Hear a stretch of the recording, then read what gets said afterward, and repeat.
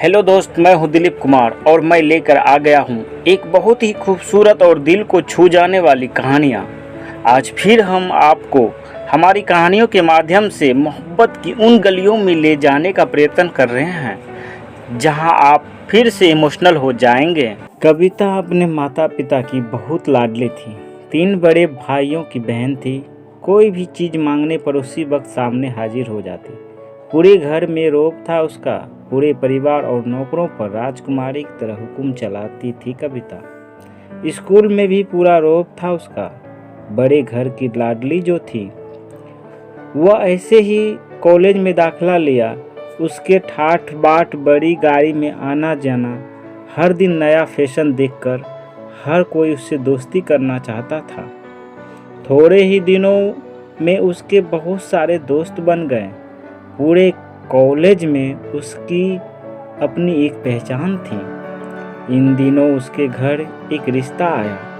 खानदानी लोग थे और पापा की पुरानी जान पहचान थी। उसके साथ कविता के साथ कोई ज़बरदस्ती नहीं थी, पर कविता ने भी फिर हाँ कर दी क्योंकि वो अपने परिवार से बहुत प्यार करती थी। वह जानती थी कि लोग उसका अच्छा ही सोचेंगे। लड़के का नाम राज था। राज काफ़ी पढ़ा लिखा और समझदार लड़का था। ससुराल वाले भी बहुत अच्छे थे।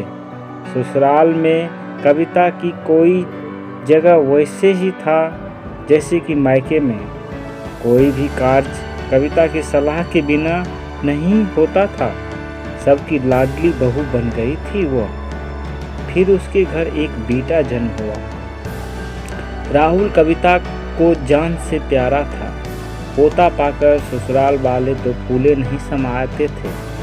कविता कभी कभी सोचती कि उसकी किस्मत कितनी अच्छी है। वो उसका हर अपना उससे कितना प्यार करता है। चाहे जीवन में कैसी भी समय आए, मेरे अपने हमेशा मेरे साथ हैं। मैं कभी अकेला नहीं हो सकती। कितनी खुशकिस्मत हूँ मैं। पर शायद कविता की खुशियों को उसकी अपनी नज़र लग गई थी। एक दिन वह मायके जाने की जिद कर बैठी। राज को बहुत काम था, लेकिन वह फिर भी उसे ले गया। रास्ते में उसकी गाड़ी अन्य गाड़ी से टकरा गई। कविता, राज और राहुल बहुत बुरी तरह से जख्मी हो गए। काफ़ी दिनों के इलाज के बाद राहुल और राज तो ठीक हो गए, लेकिन कविता पूरी तरह ना ठीक हो सके।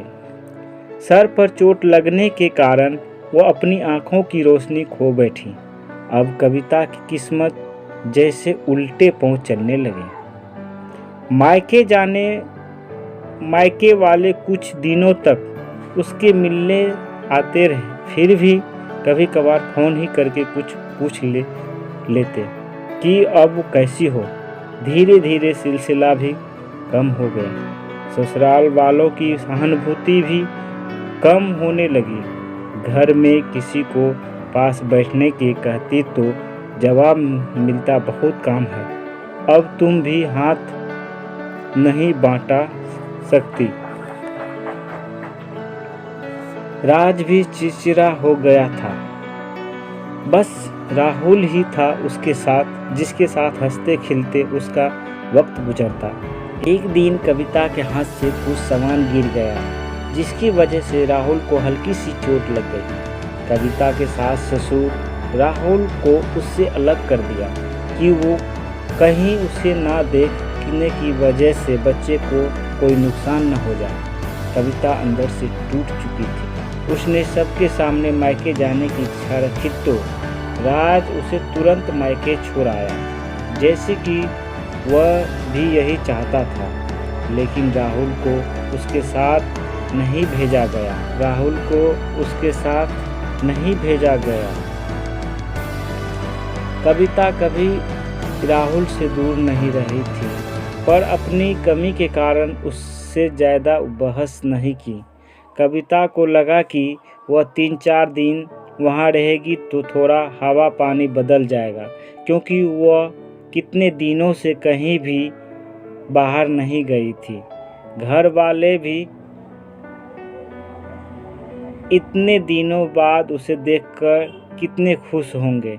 कविता के घर पहुंचने पर सब लोग बहुत खुश हुए। खाने में सब कुछ कविता की पसंद का ही बना था। उसने अपने मम्मी पापा और भाइयों से दिल खोल बात की। उसके छोटे छोटे बच्चे भी फुआ के साथ घुल मिल गए। रात को सोने के वक्त जब वह कपड़े बदलने लगी तो उसे पता चला कि उसका बैग तो बहुत भरा हुआ था। वह सब समझ गई। वह बहुत उदास हो गई। कुछ दिनों तक सब ठीक रहा, फिर जैसे सब बदलने लगा सबका व्यवहार बदल रहा था। वो लोग जैसे थक चुके थे।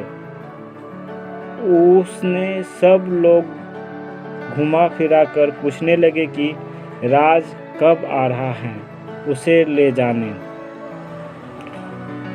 वह बहाना बना देती थी, जबकि वह जानती थी कि उस घर से अब उसके लिए कोई जगह नहीं है।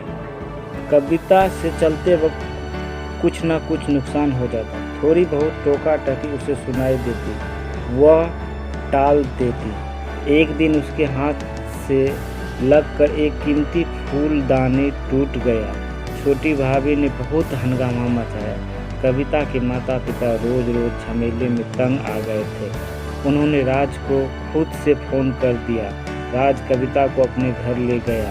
कविता को अपने परिवार वालों से यह उम्मीद न थी। जिस कविता के कहे बिना घर से एक पत्ता भी नहीं हिलता था, उस घर के लिए वह अब बोझ बन चुकी थी। राज के साथ ससुराल आते वक्त बहुत खुश थी, क्योंकि वह अपने घर जा रही थी, अपने जिगर के टुकड़े राहुल के पास। परंतु यह खुशी भी कुछ पल के ही थी। सारा बंदोबस्त पहले ही किया गया हुआ था। कविता को सीधे ऊपर वाले कमरे में पहुंचा दिया गया। राहुल से दूर रहने की सख्त चेतावनी दी। एक काम वाली लता को उसकी जिम्मेदारी सौंप दी गई, जो उसके खाने पहनने जैसे ज़रूरत का ध्यान रखती। कविता ज़्यादातर चुप ही रहती थी। कभी कभी काम वाली लता से थोड़ा बतिया लेती। उसके जरिए राहुल का पता चल जाता। सब लाडली बेटी और बहू सबके लिए लाडली से बोझ बन चुकी थी। अगर कविता की कहानी आपको